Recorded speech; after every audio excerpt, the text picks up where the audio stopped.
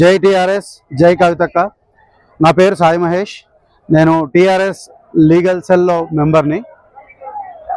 ఈరోజు కవితక్క గారు తలపెట్టిన ఈ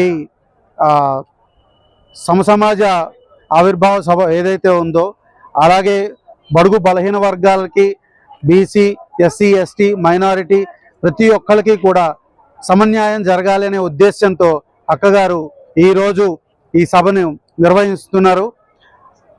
అక్కగారు గత 3-4 నెలలుగా ప్రజాబాట కార్యక్రమంలో ప్రతి ఒక్క ఊరికి, పల్లెకి, అదేవిధంగా గ్రామానికి తిరిగారు. ఒక నెల రోజుల కిందట మనం బావిబాట పేరుతోటి సింగరేణి కార్మికుల్ని, ఆ చుట్టుపక్కల ఉన్న స్ట్రెచ్లో ఉన్న ప్రతి ఒక్క కార్మికుల్ని, ప్రతి ఒక్కరిని కూడా కలవడం జరిగింది.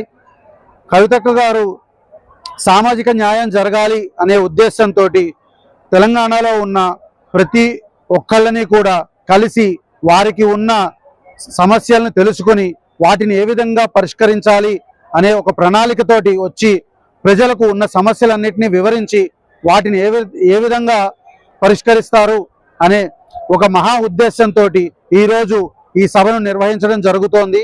ఈ సభకి మద్దతుగా ఎంతోమంది జనం వేచేస్తున్నారు.